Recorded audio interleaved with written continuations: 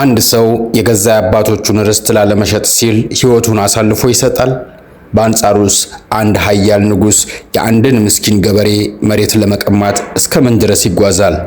ዛሬ በዚህ መጽሐፍ ቅዱስ ውስጥ ካሉ እጅግ ልብ ሰቃይና አስተማሪ ታሪኮች መካከል አንዱን የናቡቴንና የንጉሥ አክዓብን ታሪክ እንመለከታለን። በስመ አብ ወወልድ ወመንፈስ ቅዱስ አሐዱ አምላክ አሜን።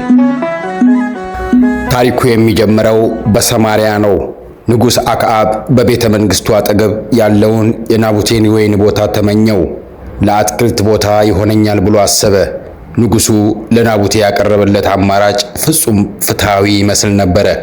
ከእርሱ የተሻለ ቦታ እሰጥሃለሁ ወይም ግምቱን በገንዘብ እከፍልሃለሁ አለው። ነገር ግን ናቡቴ የሰጠው መልስ ያልተጠበቀ ነበረ። የአባቶቼን ርስት እሰጥህ ዘንድ እግዚአብሔር ያርቅልኝ አለው። ለናቡቴ መሬቱ ንብረት ብቻ ሳይሆን ከእግዚአብሔር የተሰጠ ማንነትና ቃል ኪዳን ነበረ። ርስቱን መሸጥ አምላኩን እና ታሪኩን መሸጥ ነበረ። ንጉሥ አክዓብ እንደ ሕፃን ተቆጥቶና አዝኖ ወደ ቤቱ ገባ። ምግብ እንኳን መብላት እምቢ አለ። በዚህ ጊዜ ነው እንግዲህ የታሪኩ ክፉ ገጸ ባህሪ ንግሥት ኤልዛቤል የምትመጣው። አንተ ንጉሥ አይደለህም እንዴ? ተነስና ብላ፣ ቦታውን እኔ እሰጥሃለሁ አለችው። እሷ የምታምነው በጉልበት እንጂ በሕግ አልነበረም። ኤልዛቤል በንጉሡ ስም ደብዳቤ ጻፈች። የከተማው ሽማግሌዎች የጾም አዋጅ እንዲያውጁና ናቡቴን በክብር እንዲያስቀምጡት፣ ከዚያም ሁለት ምናምንቴዎች ወይም የሐሰት ምስክሮች እግዚአብሔርንና ንጉሡን ሰድቧል ብለው እንዲመሰክሩበት አዘዘች። ሴራው ተከናወነ።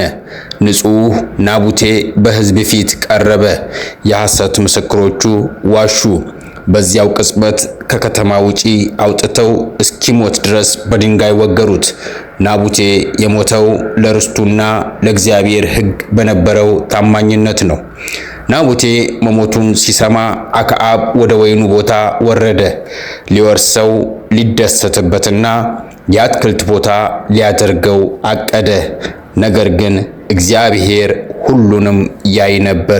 ንጉሡ አክዓብ ክፉ ምኞቱን በናቡቴ ላይ ከፈጸመ በኋላ በወይኑ ቦታ መካከል ሲመላለስ የእግዚአብሔር ነቢይ ኤልያስ በድንገት ተገለጠ። አክዓብ ኤልያስን ሲያየው ጠላቴ ሆይ አገኘህኝን? አለው። ኤልያስ ግን የመለኮትን ፍርድ እንዲህ ሲል አወጀ። ገድለህ ደግሞ ወረስከውን? ውሾች የናቡቴን ደም በላሱበት ስፍራ ያንተንም ደም ይልሱታል። በኤልዛቤልም ላይ በቤትህም ላይ ፍርድ ይመጣል አለው። የኤልያስ ቃል እንደ መብረቅ አክዓብን መታው። የሚገርመው ግን ያ ክፉ ንጉሥ የኤልያስን ፍርድ ቃል በሰማ ጊዜ ልቡ ተነካ። ልብሱን ቀደደ፣ ማቅ ለበሰ፣ ጾመም። በትዕቢት ይራመድ የነበረው ንጉሥ አሁን በፍርሃትና በውርደት አንገቱን ደፋ።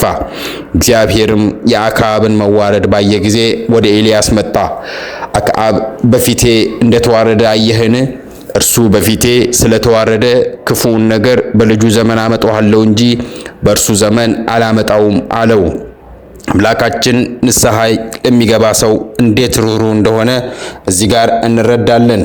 ቢሆንም ግን የዘሩትን መታጨዱ አይቀርም። ከጥቂት ዓመታት በኋላ አክዓብ ከሶርያ ጋር በጦርነት ላይ ያለ በድንገት በተወረወረ ፍላጻ ተመታ። ደሙ በሰረገላው ውስጥ ይፈስ ነበር። ምሽት ላይ ንጉሡ ሞተ። ሰረገላውን በሰማርያ ኩሬ ሲያጥቡት ልክ ኤልያስ እንደተነበየው ውሾች መጥተው ደሙን ላሱት። የናቡቴ ደም ፍትሕ አገኘ። የንግሥት ኤልዛቤል ፍጻሜ ደግሞ ይበልጥ አስፈሪ ነበር። ኢዩ የተባለው አዲሱ ንጉሥ ወደ ኢዝራኤል በመጣ ጊዜ ኤልዛቤል ተኳኩላ በመስኮት ትመለከት ነበር። ንጉሡን ባየች ጊዜ በድንጋጤ ተዋጠች፣ ከፎቅ ላይ ተወረወረች፣ ደሟም ግንብ ላይ ተረጨ። በኋላ ሊቀብሯት ሲመጡ ግን ከእጅ መዳፏና ከእግሯ በስተቀር ውሾች በልተው ጨርሰዋት አገኟት። ልክ እግዚአብሔር በኤልያስ በኩል እንደተናገረው ሆነ። ውድ ተመልካቾቻችን የናቡቴ የወይን ቦታ ታሪክ እዚህ ላይ ያበቃል። ይህ ታሪክ ሶስት ታላላቅ እውነታዎችን ያስተምረናል። የሐሰት ምስክርነትና ግፍ ለአጭር ጊዜ ሊያሸንፍ ይችላል። ናቡቴ በሴራ ተገደለ፣ ነገር ግን እግዚአብሔር ዝም አላለም። ሰማይ ሁሉንም ይመዘግባል። ንስሐ የእግዚአብሔርን ቁጣ ያዘገያል። አክዓብ ክፉ ቢሆንም በልቡ ሲዋረድ እግዚአብሔር ዕድል ሰጥቶት ነበር። የእግዚአብሔር ቃል አይወድቅም። ነቢዩ ኤልያስ የተናገረው እያንዳንዱ ቃል በጊዜ ተፈጽሟል። ዛሬ እኛም በሕይወታችን የናቡቴ አይነት ርስት አለን። እምነታችን፣ ክብራችንና ማንነታችን። ዓለም በገንዘብ ወይም በጉልበት ልትቀማን ብትሞክር እንደ ናቡቴ ለእግዚአብሔር የታመንን እንድንሆን ይህ ታሪክ ይመክረናል።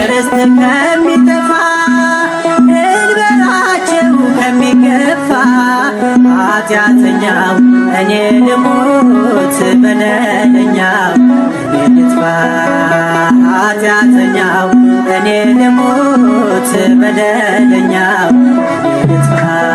የአባቶች ርስት ከሚጠፋ ድንበራቸው ከሚገፋ ኃጢአተኛው እኔ ልሙት በደለኛው እኔ ልጥፋ። ኃጢአተኛው እኔ ልሙት በደለኛው እኔ ልጥፋ።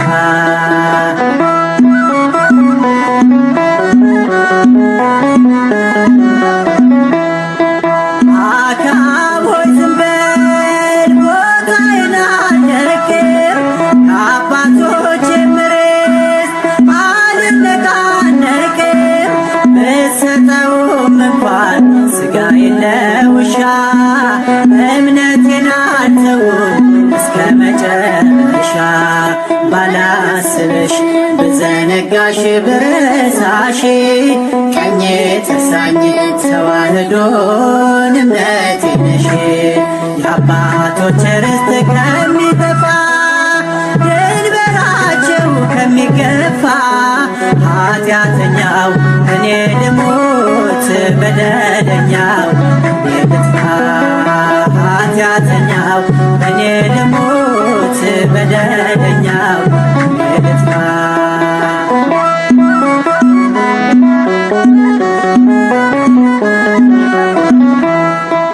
በልበ ጭካኔ ስሜን ሊገፈው የሮም ወታደር ጥርሴን ቢያረግፈው የሃይማኖት ፍሬ እልከዋለሁ የዲዮስቆሮስ ልጅ መሆኔን አውቃለሁ።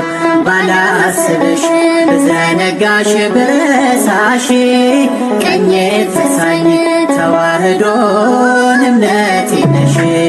የአባቶች ርስት ከሚጠፋ ድንበራቸው ከሚገፋ ኃጢአተኛው እኔ ልሙት በደለኛው እኔ ልጥፋ።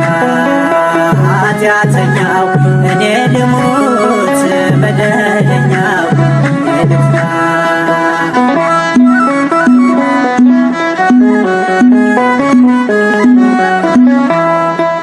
አምላክ በልጁ ደም የመሰረተሽ ተዋህዶ እምነቴ እጅግ ልዩ ነሽ። ሚስጥርሽ ጥልቅ ነው አይመረመርም፣ ያለ መንፈስ ቅዱስ ሊገለጽ አይችልም። ባላስብሽ ብዘነጋሽ ብረሳሽ ቀኜ ተሳኝ ተዋህዶን እምነቴ ነሽ። የአባቶች ርስት ከሚጠፋ ድንበራቸው ከሚገፋ ኃጢአተኛው እኔ ልሙት በደለኛው እኔ ልጥፋ። ኃጢአተኛው እኔ ልሙት በደለኛው እኔ ልጥፋ።